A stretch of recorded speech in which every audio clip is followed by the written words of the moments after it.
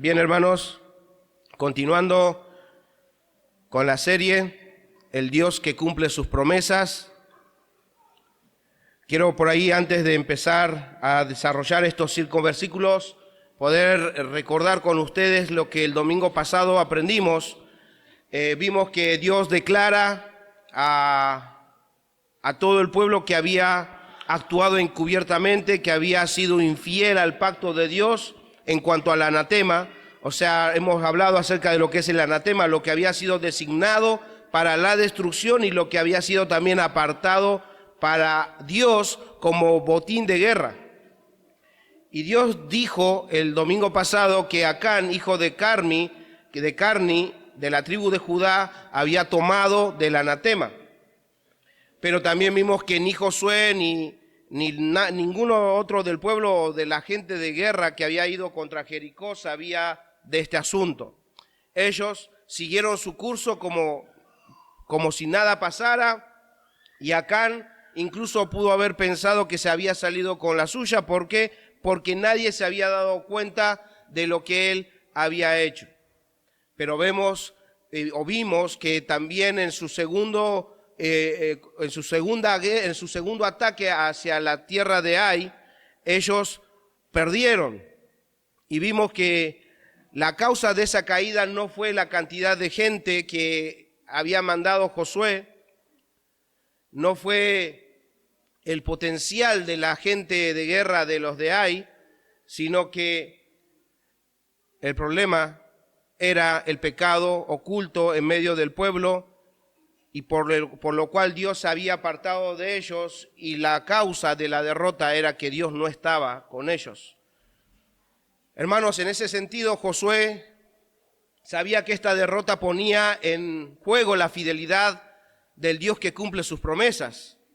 Y sabe también que esta derrota no encajaba o no tenía armonía con la promesa que Dios les había hecho de poseer la tierra, y que la presencia de Dios iría con ellos. O sea, no encajaba. O sea, Dios prometió esto y ahora nos está sucediendo esto.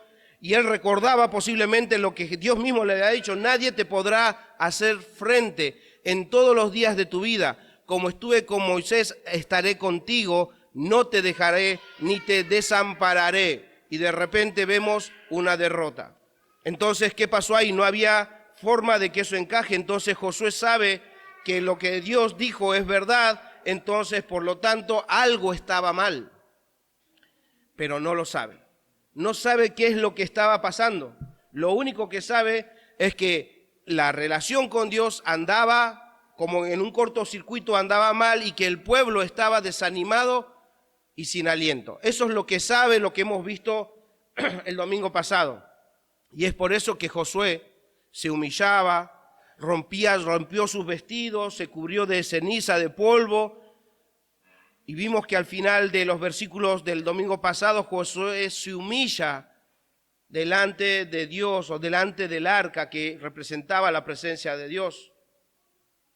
Hermanos, Josué va en oración, pero no para pedir que Dios le explique qué es lo que está pasando, sino que Josué reconoce la soberanía de Dios. Él sabe que nada escapa del control del Todopoderoso, y que solo Él podía resolver esta cuestión, y que Él podría darles nuevamente la victoria sobre sus enemigos. Y es por eso que Él imploraba en su oración: ¿qué harás tú a tu gran nombre? Entonces Josué implora a Dios para que Él intervenga, para que Él haga algo, porque sabía que ellos no lo podían hacer. Quedó demostrado, ellos no podían exaltar el nombre del Señor sin Dios estar con ellos. Entonces Dios debía hacer algo. Y continuando con esto, hoy he titulado la exposición la desobediencia revelada. El domingo pasado aprendimos acerca de que Dios declara la desobediencia, y hoy vamos a ver que esa desobediencia es revelada. Veamos nuevamente el versículo 10. Y Jehová dijo a Josué: levántate, ¿por qué te postras así sobre tu rostro? Evidentemente Dios quiere responder a esta oración, al quebranto de Josué. Josué se presenta con humildad, con humillación, postrándose en angustia delante del arca. Y Dios responde a esa oración. Y obviamente vemos que al responder esa oración, Dios le está mostrando de su gracia. Porque Dios podía haber guardado silencio, pero Él toma la iniciativa de hacer las paces con su pueblo. Y entonces Dios le dice, levántate. ¿Por qué te postras así sobre tu rostro? Evidentemente ya no era tiempo para seguir lamentando la situación, sino que debía actuar. Y entonces Dios va con Josué, responde a Josué, y Josué iba a recibir la respuesta a su oración. Iba a conocer la causa de la derrota y por qué Dios no acompañó a su pueblo cuando atacaron a Ai. Entonces, hasta ese momento, recuerden, no desconecten lo que venimos aprendiendo. Josué no sabía nada, no sabía nada. Y entonces él ora. Y vemos en el versículo 10 que Dios empieza a hablar con Josué después de haber él orado. Entonces, lo primero que vamos a ver en esta mañana es que Dios expone el pecado. Hermanos, cuando nosotros ahí en el versículo 1 de lo que empezamos a ver y leíamos, Acán, hijo de Carmi de la tribu de Judá, tomó del anatema. ¿De qué pecado nosotros acusaríamos si nosotros fuéramos los jueces? ¿Qué creen ustedes? Nosotros leemos al principio, Acán, hijo de Carmi, tomó del anatema. ¿Cuál sería nuestra acusación para con esa persona? ¿Qué es lo que está haciendo él al tomar del anatema? ¿Cuál es el pecado que nosotros podemos decir está haciendo esto? Normalmente podemos decir robando, porque después nos vamos a analizar un poco más, pero la idea es que si se está quedando con algo que no es suyo, es que está robando. Es lo primero que por ahí surge en una lectura común de todos los días sin el análisis que estamos haciendo hoy. Robar, obviamente, es algo que se ve ahí, pero lo que posiblemente rápidamente sea que nosotros seamos llevados a ver eso porque es algo externo, es algo que nosotros con nuestros ojos lo podemos ver, pero hermanos, Dios no solamente ve el acto externo, sino Dios juzga incluso las intenciones del corazón. Él escarba mucho más profundo y el domingo pasado yo les decía y les animaba a que meditemos cómo es que vemos nosotros el pecado. ¿Cómo juzgamos incluso el pecado en nuestras vidas o en la vida de los demás? Y entonces esto va a ser para nosotros una ayuda de cómo nosotros debemos aprender a ver el pecado y no juzgarlo tan rápidamente. ¿Por qué? Porque debemos aprender a ver el pecado y juzgarlo como Dios lo ve. ¿Por qué? Porque de esa forma vamos a llegar a la raíz de todo. ¿Por qué? Porque si solamente juzgamos lo externo, si solamente vemos lo externo y entonces queremos corregir lo externo, entonces no vamos a corregir el interno. ¿Se entiende? Entonces debemos aprender a ver, y hoy vamos a aprender eso, que Dios no solamente ve un robo ahí, Dios ve algo más. Y leamos versículo 11. Él dice, con esa introducción del versículo 1, Acán ha tomado del anatema. Pero ahora se extiende al explicarnos qué significa eso. Israel ha pecado y aún ha quebrantado mi pacto que yo les mandé. Y también ha tomado del anatema y hasta han hurtado, ha mentido y aún han guardado entre sus enseres. Dios le está exponiendo la gravedad del asunto. Dios le está diciendo a Josué, mira, algo grave pasó.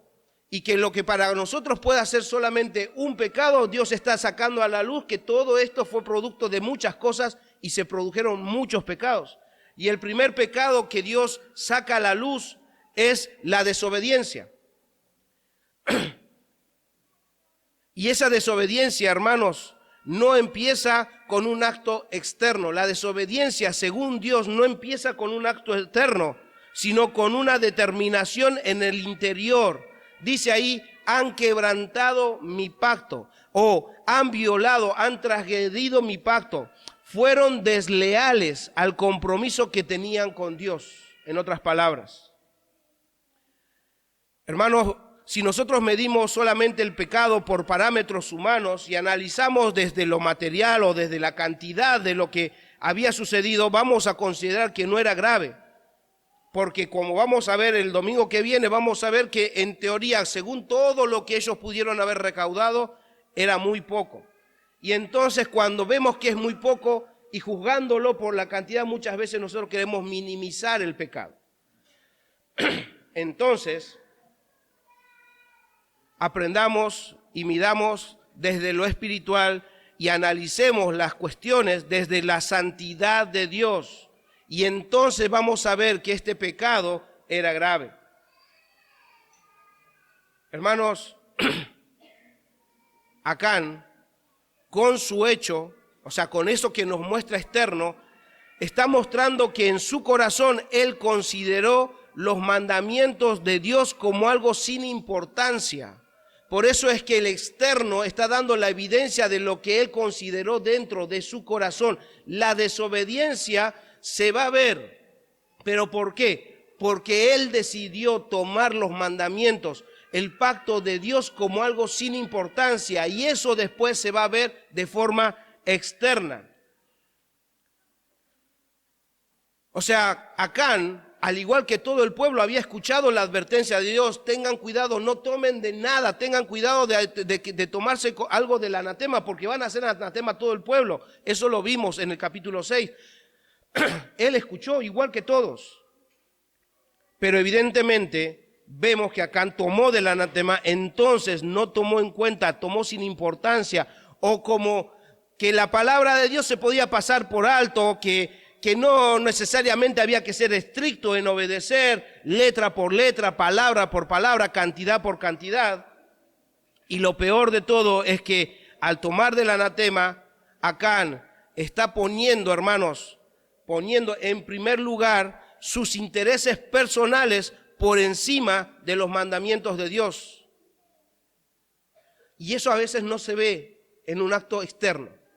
Y cuando analizamos que Dios está diciendo que ellos han desobedecido, fueron desleales, es porque en su corazón determinaron eso primero. En su corazón dicen: bueno, no voy a escuchar lo que Dios me dice. Es más importante lo que yo estoy sintiendo en este momento, es más importante mis intereses que lo que Dios me dijo. Después nosotros vemos externo eso y juzgamos solamente lo externo. ¿Se dan cuenta que no debemos hacer eso? Hay algo que pasó en el corazón, hay algo que pasó en el interior de Acán para él hacer lo que él hizo. Y Dios está diciendo: eso es lo que pasó. Él quebrantó mi pacto, él en su corazón decidió no obedecerme. Y hermanos, ¿y por qué debemos ver esto desde lo interno? Porque cualquiera que peca, ya sea Acán o cualquiera que haya pecado en la Biblia o cualquiera que pequemos, cuando pecamos nosotros estamos teniendo esa misma actitud. Primero empieza en el interior. Determino en el interior si obedezco a Dios o no, y después se ve en el exterior. Todos tenemos esa misma actitud en el interior para después exteriorizarlo. Pero seguimos. En segundo lugar, el pecado que Dios saca a la luz es que esa desobediencia condujo a la impiedad, a la irreverencia. El texto sigue escarbando y mostrando lo que los demás no vieron, o lo que nosotros en una simple lectura por ahí no lo podemos ver. Y dice ahí el Señor: y también han tomado del anatema. Vamos a analizar todo eso con detalle, hermano, porque quiero que aprendamos a ver lo que Dios ve y ver intencionalmente todas las cosas para poder trabajar en nosotros mismos y en nuestra iglesia. Y han tomado del anatema. Analicemos un poco. No está mal en sí mismo que hayan tomado del anatema. ¿Por qué? Porque Dios había destinado la plata y el oro y los utensilios de bronce y de hierro, como decía en el capítulo 6, como botín de guerra. Y debían ser puestos ¿dónde? En el tesoro de Jehová. Todo lo demás debía ser destruido. Pero piensen en esto, hermanos. Ambas cosas, todo lo que podían tener en Jericó y el oro y la plata para ponerlo en el arca, ¿qué debían hacer? No lo podemos tocar, así que ¿quién lleva a los tesoros el oro, la plata? ¿Quién tenía que hacerlo? Ellos, o sea, ellos tenían el botín y debían llevarlo, o sea, debían tomarlo y llevarlo al arca. Y lo que Dios había destinado para la destrucción, debían tomarlo y destruirlo. O sea, que tomar en sí mismo no estaba mal, pero en el original han tomado el anatema, nos muestra que en el corazón de Acán no solamente se había dispuesto a desobedecer o a pasar por alto el mandamiento de Dios, sino que habiendo definido eso en su corazón, Acán tomó del anatema con la intención de querer quedarse con una parte de ella. Eso es lo que está diciendo, han tomado, porque si no, ¿pero qué? Si tenían que tomarlo, o sea, tenían que tomarlo para llevarlo al arca, sí. El problema es que Acán no tuvo esa intención. Habiendo determinado en su corazón no obedecer a Dios, hizo lo que Dios le dijo a medias, tomó del anatema, debía ser destruido o llevado a las arcas de Dios, pero Dios sabe lo que otros no veían o no sabían en ese momento. Él había determinado quedarse con algo.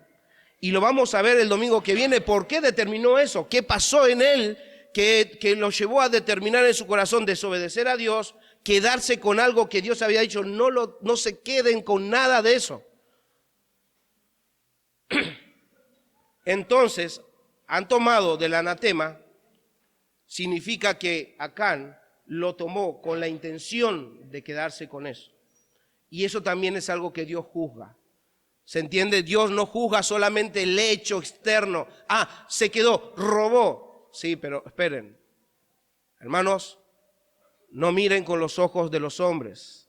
Miren que eso es fruto de haber decidido en el corazón desobedecer, de haberse quedado con algo, con la intención de quedarse con algo. Él tomó con esa intención.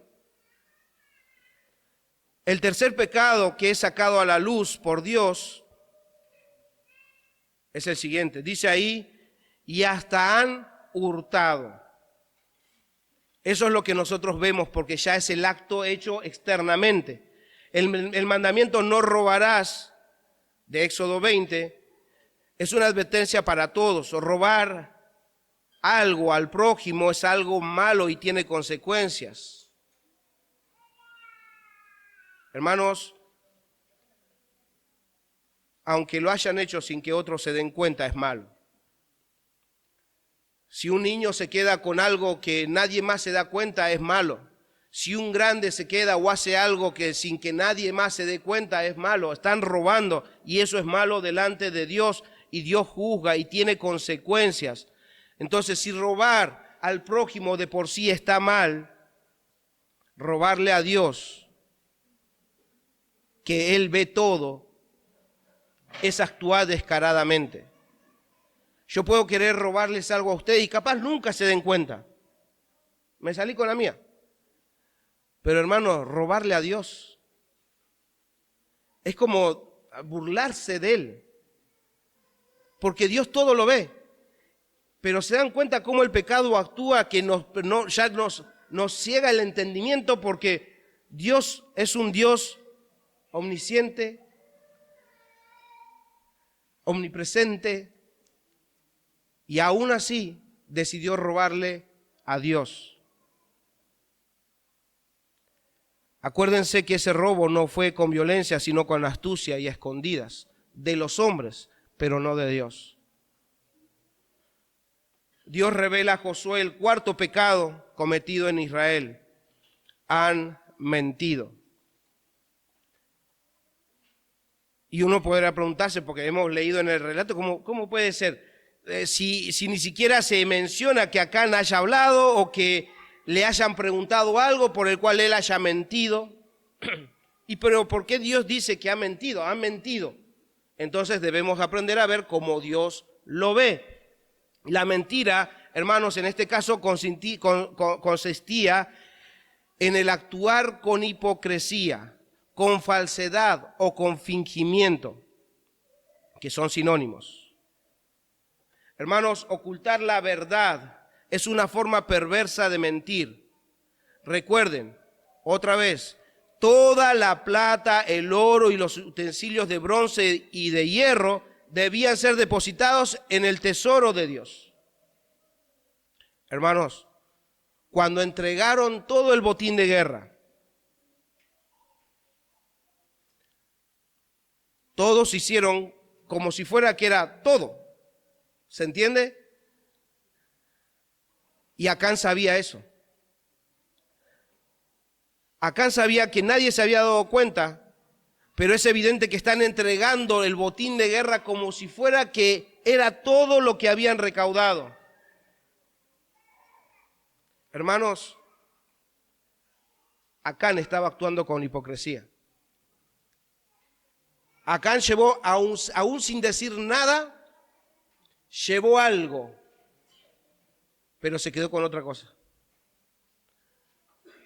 ¿Se acuerdan en Hechos con Ananías y Zafira? Dios lo ve todo. Y aunque no diga palabra alguna, actuar con hipocresía, actuar con falsedad, escondiendo la verdad, para Dios es lo mismo que mentir.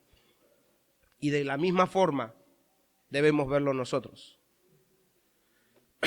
Por último, el Señor revela a Josué un quinto pecado.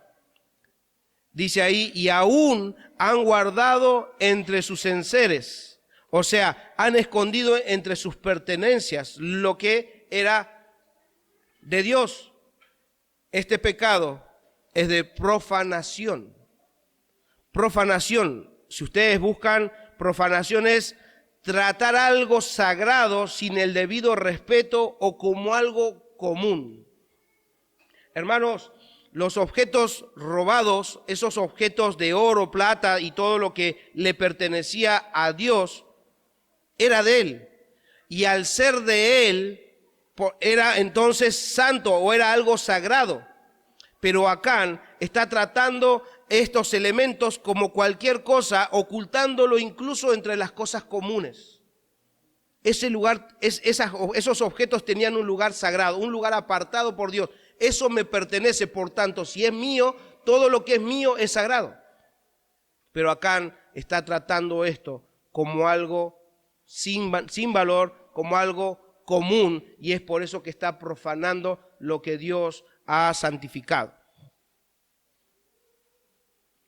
Como verán, hermanos, Dios no está tratando la cantidad de las cosas con las que se quedaron, sino con la actitud, con la intención y el proceder para cometer varios pecados, no solamente uno, sino 5, en lo que parecía solamente que Acán había robado. Y para el colmo, hermanos, esa actitud es una burla para con Dios. ¿Por qué? Porque no solamente actuó con hipocresía, sino que quiso esconder todo eso. Decidió en su corazón desobedecer, tomó del anatema con la intención de robar, robó, actuó con hipocresía y profanó. Y lo peor de todo es que no dice nada. Intenta esconder eso de Dios. Él empieza a vivir con su pueblo, en medio del pueblo, como si nada estaría pasando, como si nada hubiese hecho malo. Y Acán está teniendo la actitud de la mujer adúltera del libro de Proverbios. En la lenguaje, de la versión de las Américas, Proverbios 30:20, dice, así es el camino de la mujer adúltera. Come, se limpia la boca y dice, no he hecho nada malo. Esa es la actitud que está haciendo. Hizo lo que hizo, lo escondió, no hice nada malo. Esa es la actitud que Dios está juzgando. Dios no está viendo la cantidad. Y aunque hubiese sido una monedita, no sé, ¿se acuerdan la monedita de 1 centavo chiquitita? Aunque hubiese sido esa, la actitud sería la misma y el juicio de Dios sería el mismo. Él no está juzgando la cantidad, está juzgando de acuerdo a su santidad la actitud y el hecho de Acán que contaminó a todo el pueblo. ¿Qué podemos aprender de esto, hermanos? Los pecados de Acán nos enseñan lo peligroso, lo atractivo y lo engañoso que es el pecado. Hermanos, debemos reflexionar de lo destructivo que es el pecado. Empieza internamente, nos convence y luego nos lleva a exteriorizarlo, a cometerlo. Y lo peor de todo es que después hacemos todo lo posible para esconderlo. Esconderlo delante de los ojos de los hombres. Y es más, ya no tomamos conciencia de que no podemos esconderlo de los ojos de Dios porque está a la vista de Él. Hermanos, reflexionemos en esto, veamos el pecado como Dios lo ve. Es destructivo. Solano me va a entender esto. Empieza cuando hay una dinamita, aún chiquitita, tiene una mecha larga. El pecado empieza así, con una chispa adentro. Lentamente avanza y lo que nosotros vemos es el efecto que eso va a causar, la explosión que eso conlleva y lo destructivo que es eso. Hermanos, debemos aprender a ver el pecado para nosotros desde el inicio de esa chispa poder apagarlo. Porque yo sé que si yo sigo con esa intención en el corazón, voy a terminar destruyéndome, voy a terminar afectando a otras personas, como lo estamos viendo. Un hermano dice, el sistema que Satanás emplea para arruinar la vida de muchos cristianos, que llegan a llamar a lo malo bueno, ahogando su propia conciencia para justificar sus acciones pecaminosas. Se dan cuenta que empieza internamente y empieza a cavilar, empezamos a pensar, a ver cómo podemos nosotros, y después solamente vemos, y lo que queremos hacer después es justificar la acción, es tapar el pecado, justificando, lo que pasa que es la culpa de él, culpa de ayer, culpa de todos, pero menos de uno. Hermanos, Dios quiere evidentemente estar en comunión con los suyos. Es por eso que expone el pecado, para que su pueblo pueda arrepentirse, para que pueda abandonar ese pecado y así volver a estar en medio de ellos y darles la victoria contra sus enemigos, porque Dios lo había prometido. Hermanos, que Dios exponga nuestro pecado no es malo. Dios quiere que nos purifiquemos, Dios quiere que de alguna manera saquemos todo aquello que nos contamina, porque evidentemente cuando Dios viene a morar en nosotros, el Espíritu Santo viene a morar en nosotros y no hay comunión con el Espíritu Santo y el pecado no pueden estar ahí, y es por eso que en la obra de santificación Dios va a sacar a la luz muchos pecados. Es más, ustedes a lo largo de su vida cristiana, cuando vinieron al cristianismo habrán visto 1 o 2 pecados, no más de eso, lo cual los convenció para arrepentirse y creer en Cristo. Pero a medida que van creciendo y caminando y escudriñando la palabra de Dios, empieza a salir más pecado, orgullo, codicias, ambiciones y un montón de cosas las cuales uno va tomando conciencia y uno dice, ay no, qué horrible. Sí, es horrible, pero Dios quiere sacarlo a la luz. Por eso el segundo punto es que Dios llama a su pueblo a santificarse. Leamos versículo 12. Por esto los hijos de Israel no podrán hacer frente a sus enemigos, sino que delante de sus enemigos volverán la espalda, por cuanto han venido a ser anatema, ni estaré más con vosotros, sino destruyereis el anatema en medio de vosotros. Hermanos, graficando la comunión con Dios, si nuestra comunión con Dios dependiera de tuberías, el pecado viene a ser una obstrucción que tapa la tubería. Por tanto, una limpieza de la tubería es necesaria. ¿Para qué? Para que tengamos una buena relación con Dios y recibir los beneficios de esa comunión y los recursos para la victoria. De una forma graficada. Los plomeros podrán entender, pero los que tienen en su casa, si alguna vez se les tapó algo, es porque la tubería está obstruida por algo y ustedes saben que la única forma de hacerlo fluir es que sea limpiado. Bueno, es lo que Dios está tratando de hacer con su pueblo. Hay algo que está tapando nuestra relación. La comunión no está siendo igual. Los beneficios de esa comunión no la están recibiendo. ¿Por qué? Porque hay pecado en medio de ustedes. Por esto los hijos de Israel no podrán hacer frente a sus enemigos. O sea que van a tener que huir de ellos, por cuanto han venido a ser anatema. O sea, por el pecado de uno, nosotros vemos que la obstrucción vino a la relación con Dios y su pueblo. Había algo que estaba ahí. Y uno puede decir, pero pastor, ¿por qué Dios culpa a todos si solamente Acán fue quien pecó? Y en ese sentido, hermanos, algo que por ahí quiero, porque ya la semana pasada también lo vimos esto, pero quisiera que lo veamos en el contexto como para nosotros entender esto. Puede ser que nos cueste entender esto en nuestros días, porque nosotros vivimos en una época tan individualista que por mucho tiempo, capaz lo hemos hablado, lo hemos escuchado. Las personas dicen, yo puedo, o podemos nosotros incluso pensar, o sea, lo que yo hago, me cuenta por mi cuenta, o sea, no. Y si yo tengo que sufrir las consecuencias, bueno, las sufriré. Pensando solamente en uno. Por eso que yo con mi vida hago lo que quiero. Che, pero bueno, después tendré que rendir cuentas. No, el problema es que no eres vos solamente, sino estás afectando a otros. Entonces, ese pensamiento individualista que pareciera que nos lleva a tener las consecuencias solamente en uno, no nos permite ver que las consecuencias van a llegar también a los que nos rodean.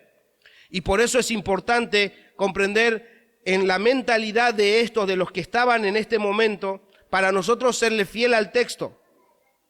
Piensen, hermanos, que en ese contexto ellos se veían como una unidad, todo el pueblo era uno. O sea, la promesa dada a Abraham no era solamente para Abraham, sino para toda su descendencia.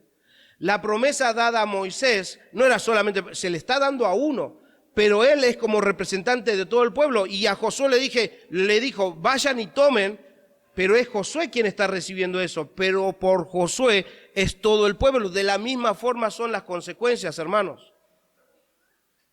Y otra vez graficando los niños, los jóvenes, para que también lo puedan entender. No sé si alguna vez ustedes armaron el juego de dominó, no el juego en sí jugándolo, sino parando las fichitas de dominó.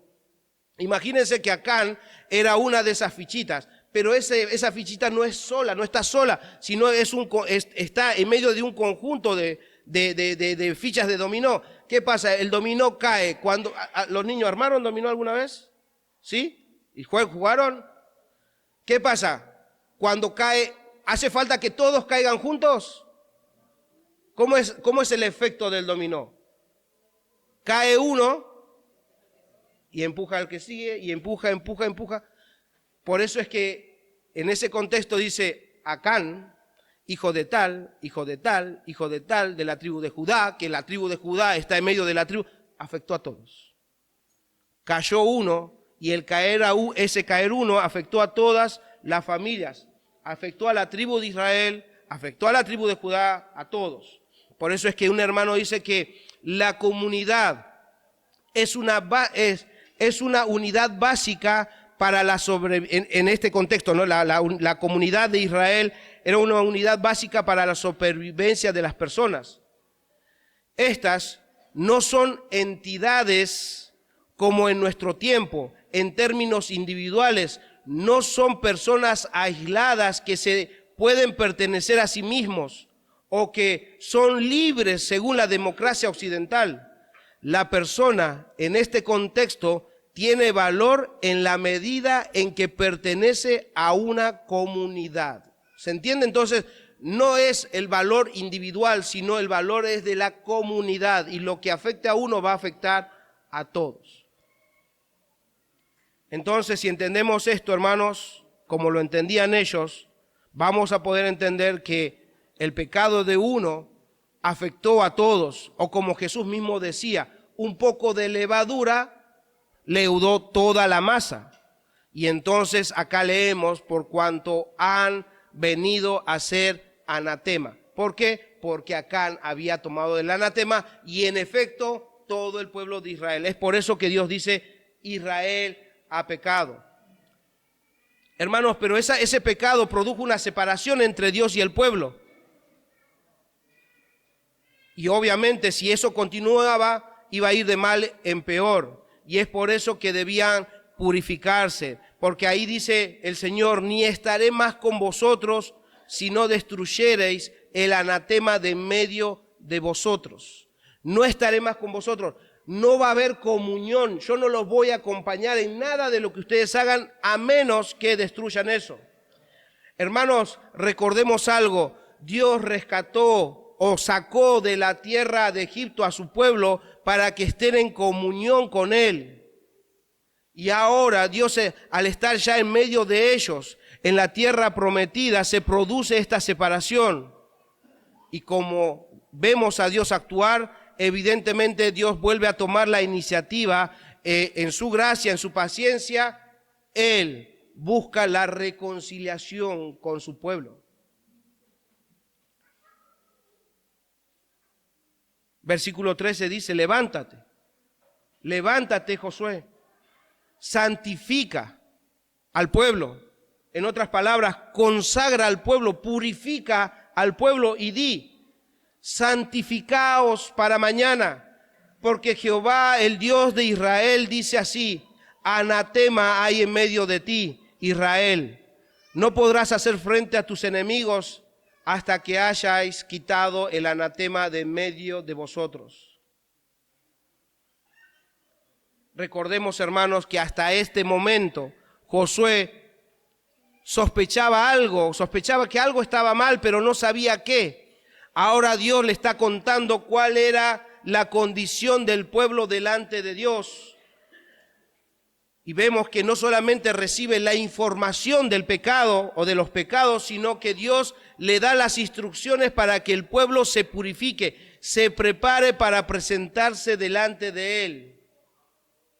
Entonces, Josué debía ponerse en marcha, debía ponerse en campaña y obedecer a Dios sin cuestionar.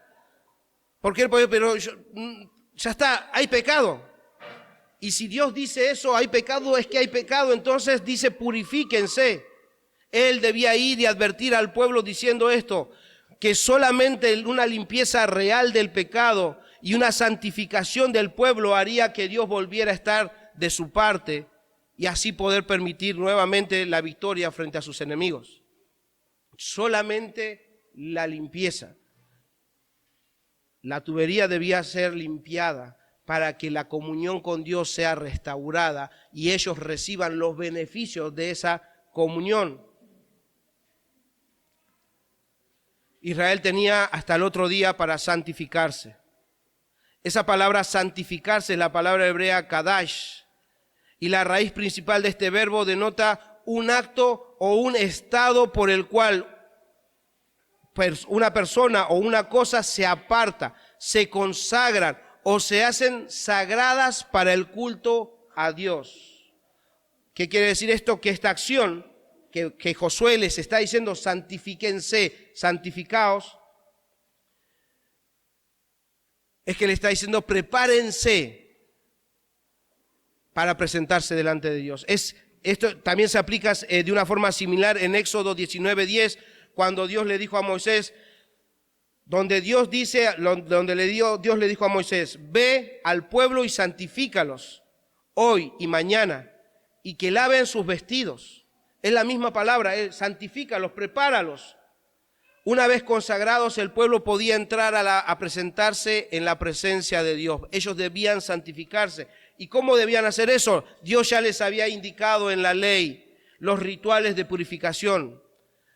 Y para no ir de nuevo al pasado, nosotros debemos entender que las instrucciones para la purificación tenían un objetivo, que los israelitas tomen conciencia de la santidad personal que Dios requiere de cada uno como su pueblo. O sea, purifíquense, los hacía reflexionar. Purifíquense, santifíquense, los hacía ver que Dios es santo y que Él va a estar en comunión con aquellos que se consagran a Él. Aquellos que se deshacen de aquellas cosas que contaminan esa relación. Entonces, cuando Josué está diciendo, no es solamente le está diciendo, hagan los actos de purificación, sino que reflexionen y pónganse a cuentas con Dios. ¿Por qué? Porque Dios los está llamando. Hermanos, como dije, Dios podía haber guardado silencio y destruirlos. Y no sería injusto porque Él les había advertido. Les había dicho que el pecado de uno iba a ser pecado para todos. Pero en vez de eso nos muestra que actúa de pura gracia. Ellos no merecían que Dios les respondiera, pero Dios responde. Y Dios en esa gracia les da tiempo para que reflexionen, les da tiempo para que se purifiquen, les da tiempo, hermanos, para que se arrepientan y confiesen su pecado a Dios y al pueblo. Y noten algo tan importante. Dios le dice, di al pueblo que se santifique. Mañana se van a presentar. Mañana van a venir a dar cuentas. Hermanos, en su paciencia, en su gracia, en su misericordia, Dios no solamente le está dando a todo el pueblo la oportunidad de arrepentirse, de confesar el pecado, sino también a aquella persona que lo había cometido. En todo el pueblo está incluido Acán.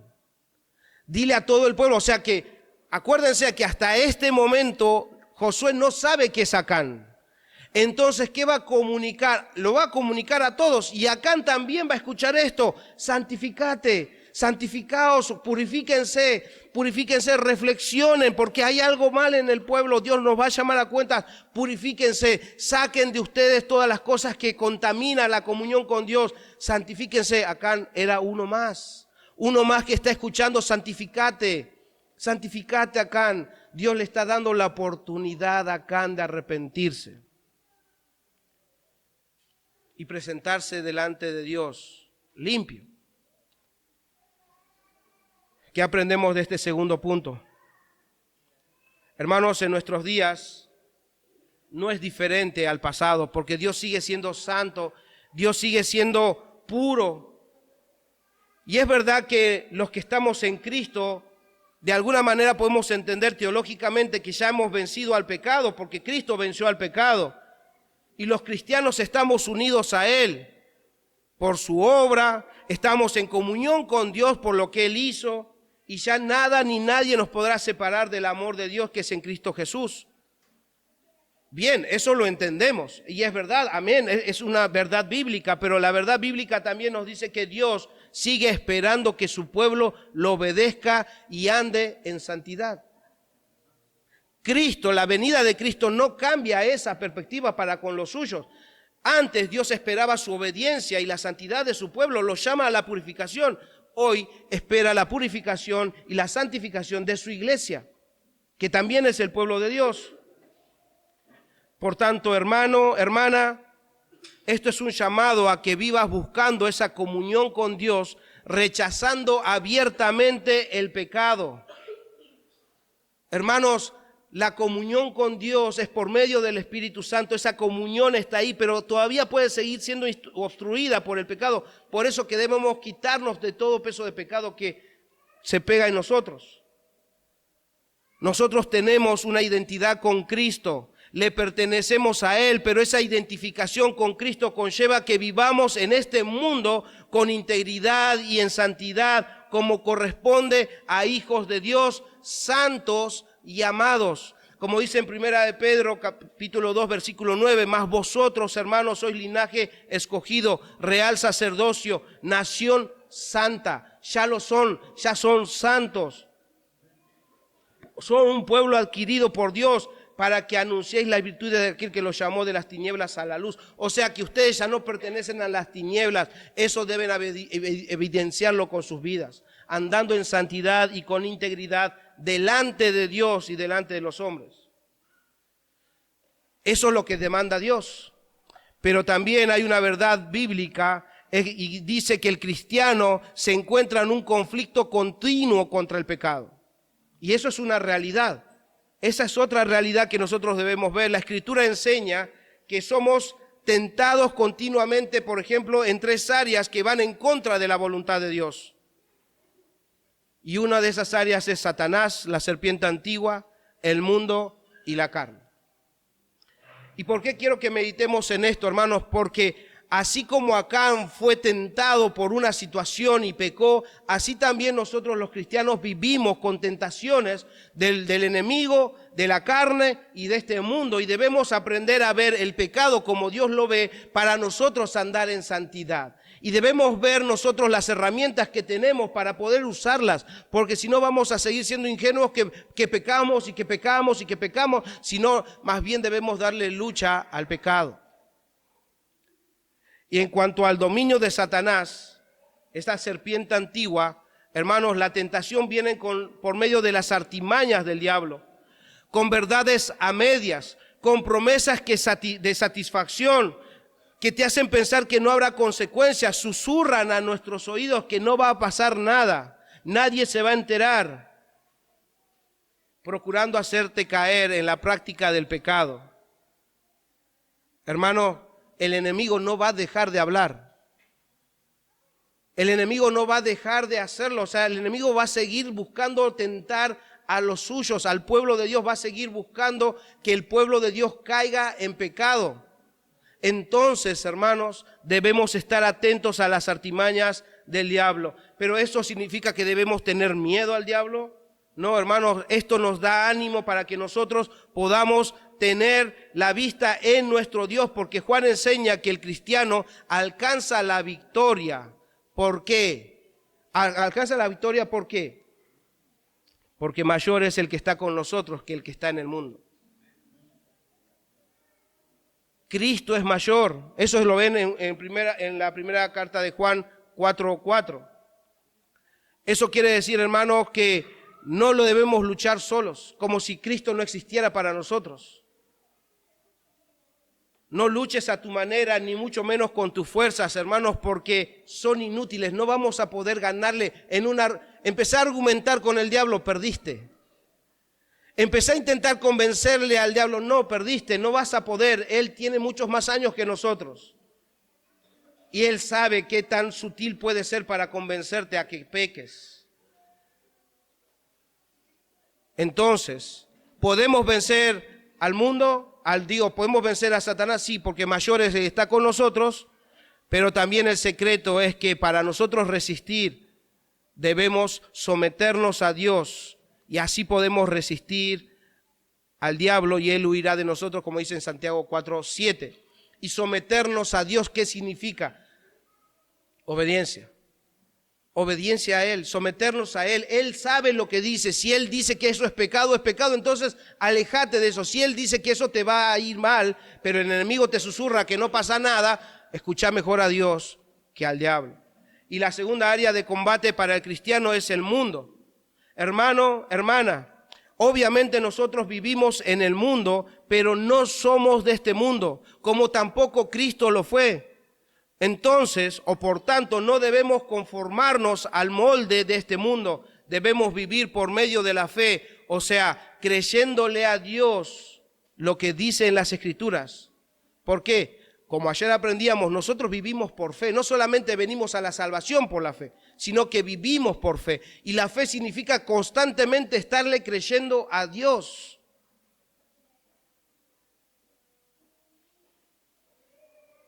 Solo la fe puede darnos la victoria contra el mundo, hermanos. En 1 de Juan 5:4, en la Biblia de las Américas, dice, porque todo lo que es nacido de Dios vence al mundo. Y esta es la victoria que ha vencido al mundo, nuestra fe. Todo el que tiene fe, esa fe salvadora, todo el que ha nacido de Dios vence al mundo. ¿Se dan cuenta que si nosotros entendemos esta identidad, esto que Dios nos da, el don de la fe que tenemos puede ayudarnos a vencer al mundo? Y eso tenemos que practicarlo. Tener la tercera forma en la que somos tentados a pecar contra Dios es la carne. Por la palabra y por la experiencia de cristianos del pasado y por la propia experiencia nuestra, podemos afirmar que la carne está en continuo conflicto contra el Espíritu Santo. Y el Espíritu Santo mora en nosotros. O sea, hay un conflicto constante. Y la victoria contra la carne se alcanza en la medida en que el cristiano responde a la guía del Espíritu Santo. Gálatas 5:16 dice, digo pues, andad en el Espíritu y no satisfagáis los deseos de la carne. Todos estos tres van a seguir estando constantemente hasta el día de Jesucristo. Entonces debemos entender nuestra lucha para nosotros poder someternos a Dios completamente. Y ustedes podrán decir, pero pastor, ¿cómo se ve esto en la vida práctica? Bueno, entiendo el concepto, entiendo que estamos en lucha, pero ¿cómo practicar esto para nosotros tener victoria en estas áreas? Hermanos, en la medida en que obedeces a la palabra de Dios en la vida diaria, estarás venciendo y evitando caer en estas tres trampas. En la medida que obedezcas a Dios, en la medida que obedezcas su palabra, vos vas a estar venciendo, porque su palabra no se aplica solamente para este lugar. La palabra de Dios nos dice cómo vivir en nuestra casa, cómo trabajar, cómo ser hijos, cómo ser maridos. En la medida que nosotros obedezcamos la palabra de Dios, vamos a estar purificando nuestra vida. La Escritura es una provisión para la victoria en la vida cristiana. El salmista dice en el Salmo 119:11, en mi corazón he guardado tus dichos para no pecar contra ti. Hermanos, la santificación cristiana descansa en la palabra de Dios. Por eso Cristo rogó al Padre, santifícalos en tu verdad, tu palabra es verdad. Juan 17:17. Entonces es la palabra de Dios que a nosotros al practicarlo vamos a empezar a ver victoria. Pero si la palabra de Dios te dice, no sé, por darte un ejemplo, no te enojes, más bien sé amable. En la medida que vos seas amable vas a ir venciendo el enojo, la ira. En la medida que obedezcamos al Espíritu Santo, nos dejemos guiar por el Espíritu Santo, que nos mantiene en la verdad de su palabra, es que nosotros vamos a ir teniendo victoria en la vida cotidiana. Un hermano dice, el secreto victorioso vuelvo a repetir, el secreto victorioso no está solo en conocer la palabra, sino esencialmente en vivir conforme a la palabra. Acán había pecado por desobedecer la voluntad de Dios. Entonces no es solamente en que conozcan la palabra, sino en que vivamos la palabra. Fin de la cita. Una vez que Dios reveló el pecado del pueblo, los llama a purificarse y por último, en su paciencia Dios llama a presentarse delante de Él. Tercer punto, Dios llama a resolver la desobediencia. Os acercaréis pues, versículo 14, os acercaréis pues mañana por vuestras tribus y la tribu de Jehová y la tribu que Jehová tomare se acercará por sus familias, y la familia que Jehová tomare se acercará por sus casas, y la casa que Jehová tomare se acercará por los varones, y el que fuere sorprendido en el anatema será quemado, será quemado él y todo lo que tiene, por cuanto ha quebrantado el pacto de Jehová y ha cometido maldad en Israel. Hasta esta instancia, hermanos, ya todos sabían que había pecado en Israel. Antes no lo sabían, ahora ya lo saben porque Josué les ha comunicado. Pero también Acán lo sabía. Y Acán tenía tiempo para resolver ese problema.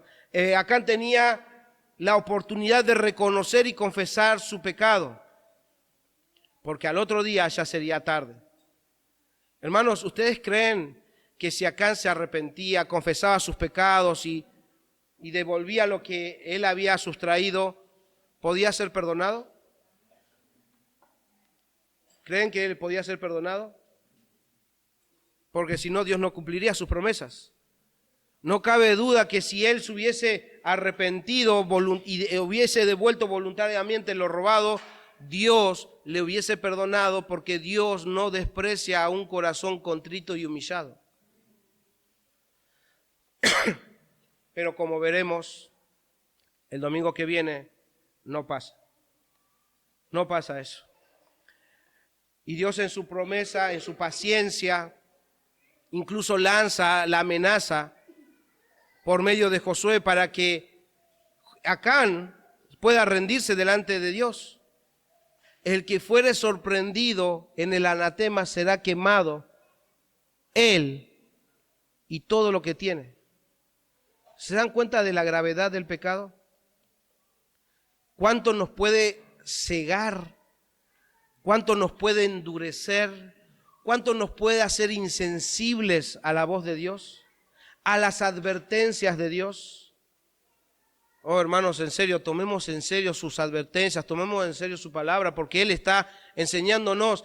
Y cuanto nosotros más desobedecemos, más nos endurecemos, más insensibles nos estamos volviendo. Dios está diciéndole por medio de Josué a todo el pueblo, y Acán lo está escuchando. Acán está diciendo: el que va a ser sorprendido por el anatema va a ser quemado, va a ser destruido él y todo lo que tiene. Dios iba a actuar con justicia para purificar a su pueblo, restablecer la comunión y continuar con su promesa de poseer la tierra de Canaán. Os acercaréis pues mañana. Esta frase nos hace entender que el pueblo había de comparecer ante la presencia de Jehová, y sería Él, este Dios justo, quien haría distinción entre el inocente y el culpable, porque Dios iba a poner al descubierto delante de todo el pueblo quien había pecado delante de Dios. Y eso lo estaremos viendo la próxima semana. Que Dios nos ayude a meditar en esto. Dios tira la advertencia, Dios le está dando la oportunidad hasta mañana. O sea, vamos a ver hasta el próximo domingo si es que Acán, o bueno, ustedes ya lo habrán leído, pero vamos a examinar un poco de por qué Acán no pudo responder a esta advertencia. Pero esto me lleva a advertir también a aquellos que están sin Cristo esta mañana. Amigo, amiga, debes creer esto: Dios ya ha establecido el día en el cual va a juzgar al mundo con justicia. Leímos recién, dice: mañana se van a presentar delante de mí. Bueno, Dios de la misma forma ya ha establecido el día en el cual va a juzgar al mundo con justicia, y ese día va a llegar. Vas a ser juzgado por Dios y Dios va a sacar a la luz tus pecados, y por esos pecados vas a ser condenado. Amigo, amiga, entonces no sigas el camino de Acán, no endurezcas tu corazón. Dios es paciente y te está llamando a que te arrepientas de tus pecados, confieses tus pecados a Dios y creas en Cristo, que es la provisión para el perdón de tus pecados, y así puedas salvarte. Niños, jóvenes y grandes, no endurezcan su corazón como lo está haciendo Acán. Porque el juicio en serio va a llegar, como lo vamos a ver el próximo domingo. Y la realidad es que si no responden a la voz de Dios, a las advertencias de Dios, la Biblia dice que van a ser quemados en el lago de fuego. Van a permanecer ahí por toda una eternidad. Y Dios es paciente como lo está haciendo con Acán. Dios le está hablando al medio del pueblo, pero Dios sabía que en medio de todos los que estaban ahí, había uno que había pecado contra el Señor. Y uno puede decir, bueno, acá es una iglesia que ya todos hemos sido perdonados, pero Dios sabe que hay uno, ya sea un niño, un joven, un grande, un hombre o una mujer, hay uno que ha pecado contra el Señor y va a ser juzgado por Él. Entonces arrepiéntanse y crean en el Señor Jesucristo y podrán ser perdonados. Hermanos,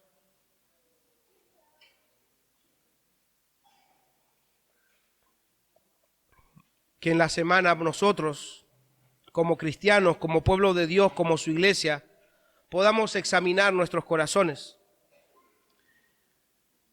Examinen en su interior, examinen su exterior, examinen su hogar, qué es lo que está pasando, porque Dios nos está llamando a vivir en santidad.